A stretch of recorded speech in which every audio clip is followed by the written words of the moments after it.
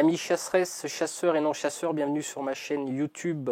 Je vais aborder aujourd'hui un thème qui me tient à cœur, c'est la vidéo à la chasse. Beaucoup de personnes me posent des questions sur le matériel que j'utilise, sur les logiciels, sur mon éthique de chasse, ma façon de prendre les images. Je pense que cette vidéo est la bienvenue pour présenter tout ça, pour faire un petit peu référence à ce que je fais.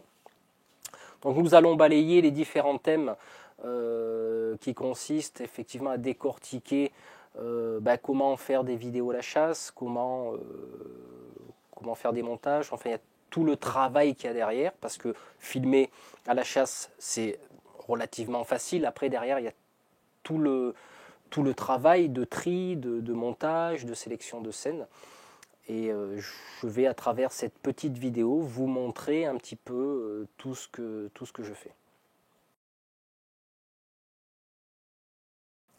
Alors dans un premier temps, qu'est-ce qu'il faut pour faire des vidéos de chasse? Forcément il faut une caméra.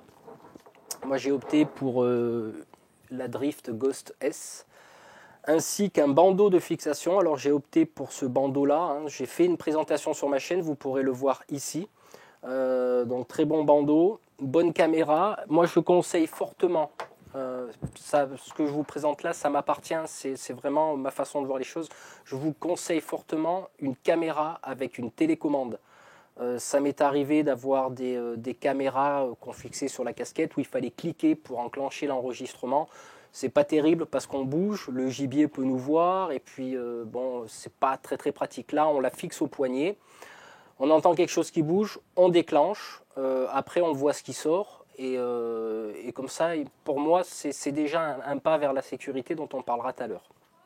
Alors, ce qu'on peut faire également pour améliorer, on va dire, entre parenthèses, les prises de vue de ces vidéos, on peut opter pour une deuxième caméra qu'on fixera ou sur un arbre ou sur un pied, de façon à avoir différents angles de vue, comme c'est le cas de certains de mes collègues sur YouTube, chasseurs qui ont deux caméras. Ça agrémente, on va dire, la vidéo dans différents angles de vue. Alors au-delà du matériel physique, que ce soit caméra, pied, etc., fixation, il y a aussi le matériel, on va dire, PC, matériel et logiciel. Moi je vous conseille effectivement d'avoir un très bon PC, très performant, parce que le traitement vidéo ça demande beaucoup de ressources, et effectivement au-delà de ça, de se doter d'un très bon logiciel de montage. Ça on va le développer un petit peu plus tard, mais en gros c'est ça, avoir choisir une bonne caméra, un bon bandeau de fixation, un bon PC, un bon logiciel. Après, effectivement, au-delà de tout ça, il faut arriver à filmer de très belles actions de chasse, et pas forcément que des tirs. Par moment, filmer aussi les animaux, filmer, on va dire, l'ambiance, montrer une image de la chasse réellement ce qu'elle est, c'est-à-dire de la convivialité, et pas qu'on n'est pas des animaux sauvages qui pensons qu'à tuer. Non, c'est pas que ça la chasse, et c'est ce que j'essaie de faire à travers mes vidéos. Alors, au-delà de tout ça effectivement a un coût, c'est pas donné. Une bonne caméra de chasse, il faut compter, on va dire, entre 200 et 400 euros, sans compter bien sûr tous les accessoires derrière qu'il faut, le bandeau de fixation, il faut les cartes SD micro qui vont avec, donc plus quelques petites options derrière. Effectivement, il faut quand même compter un bon budget, mais ça, on n'est pas obligé d'acheter tout ça d'un coup. Petit à petit,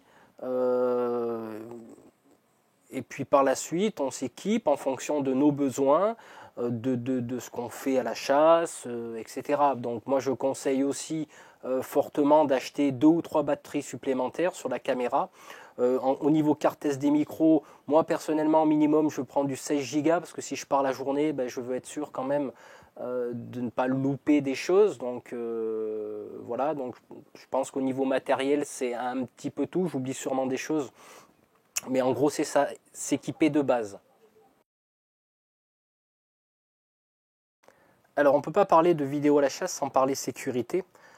Bien sûr, au-delà des consignes de sécurité qui sont données à la chasse, comme le respect du tir des 30 degrés, etc., moi, ce que je fais personnellement à la chasse pour être en sécurité, lors de mes actions de chasse, je suis toujours, on va dire, le doigt sur le bouton du déclencheur, afin de ne pas être surpris. Donc ça, c'est déjà la première des choses. Alors ça m'est déjà arrivé de faire une ou deux petites erreurs sans gravité, sans importance.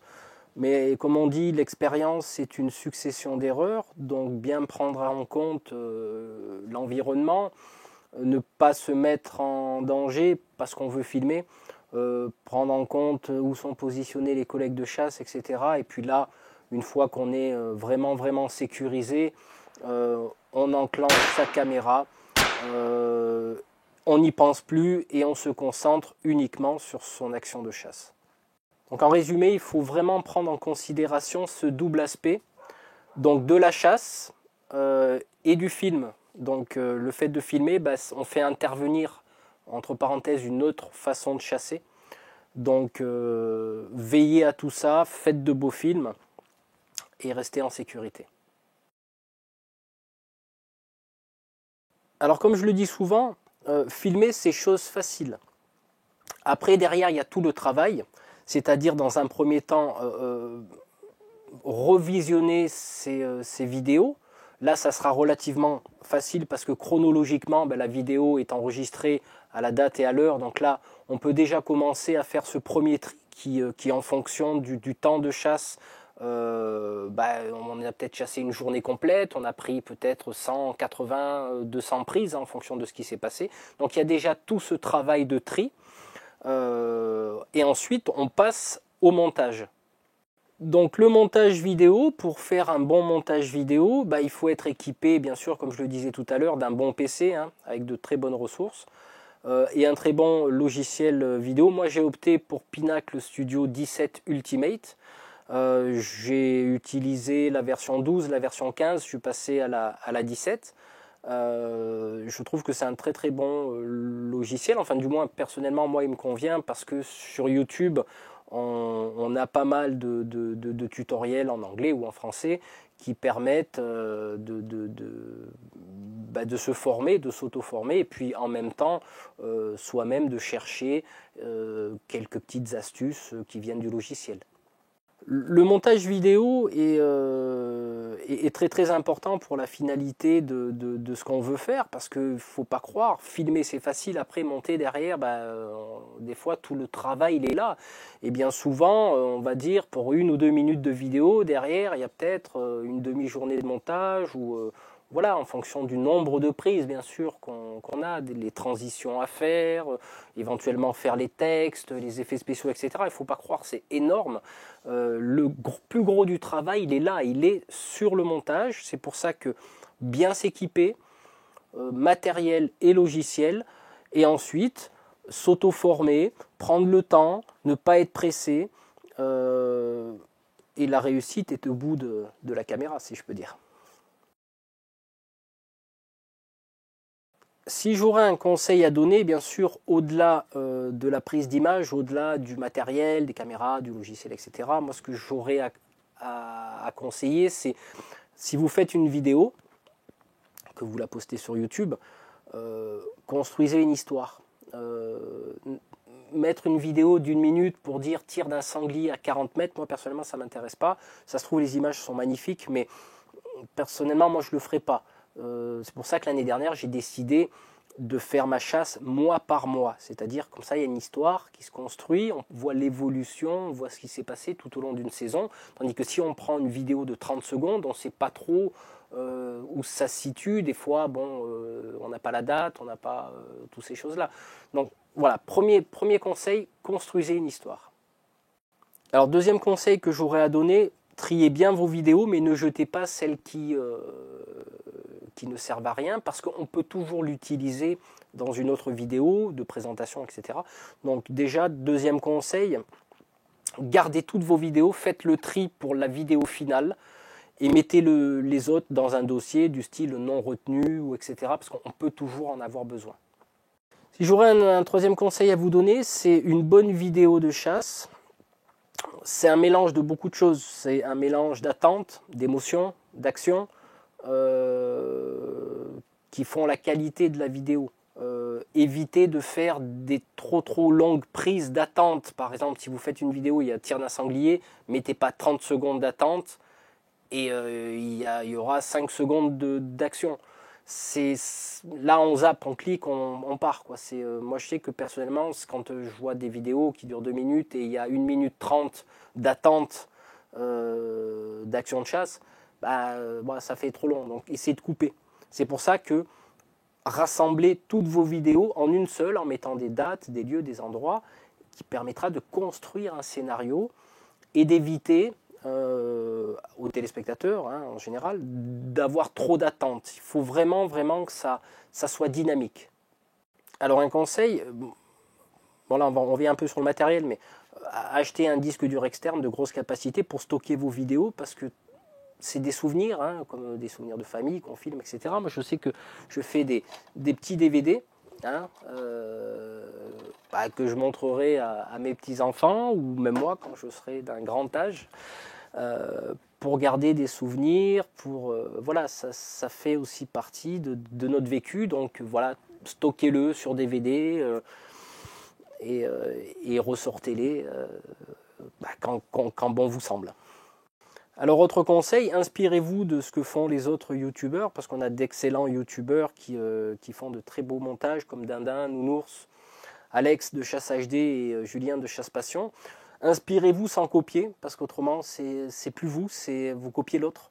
Donc, mettez-y votre sensibilité, mettez-y vos images, mettez-y vos effets spéciaux, mais que ça vous ressemble et qu'il ne faut pas faire du copier-coller. Ça, c'est pas intéressant. Alors, dernier petit conseil, je pense que c'est un des plus importants, même si peut-être j'en ai oublié. On va sûrement vouloir faire partager nos vidéos, que ce soit sur YouTube, Dailymotion, peu importe. Sachez que vous êtes responsable de vos vidéos, vous êtes responsable de vos images. Donc parfois, au niveau de la communauté sur Facebook ou même de YouTube, on intervient souvent pour dénoncer des vidéos, les signaler, parce qu'on estime qu'elles ne respectent pas l'éthique de la chasse. Et malheureusement, à cause de chasseurs qui ne sont pas responsables à mes yeux, on salit notre image et on donne à manger à nos détracteurs. Donc sélectionnez bien vos vidéos, montrez une belle image de la chasse, c'est ce qu'elle est, et partagez-la, mettez beaucoup de convivialité, de choses comme ça, mais soyez responsable de ce que vous publierez, parce que sachez que derrière, il y a des chasseurs qui vont voir ces vidéos, et quand ils vont intervenir, derrière, ça va casser, donc automatiquement, la vidéo, on va demander à la supprimer. Donc ça, c'est un conseil que je donne. Je crois que c'est le plus important, parce que si on s'expose à la critique. Donc soyez responsable de tout ça. Donc voilà, je crois qu'on a fait un petit peu le tour de ma conception de la vidéo à la chasse. Personnellement, j'ai un œil très critique sur la chasse, que ce soit au niveau comportement ou autre. Donc là, à travers cette vidéo, je vous ai présenté ma façon de voir les choses. Je vous souhaite à tous une bonne rentrée chasse 2014-2015. Faites de belles vidéos, imprégnez-vous de tout ce que je vous ai dit. Et puis le but là-dedans, c'est de montrer une autre image de la chasse. À bientôt.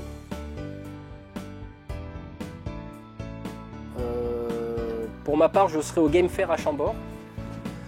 Donc si vous désirez venir me rencontrer, échanger, partager tout ça, vous pourrez me reconnaître à travers ce t-shirt. Bon, s'il ne fait pas beau, j'en mettrai un autre, mais je serai reconnaissable.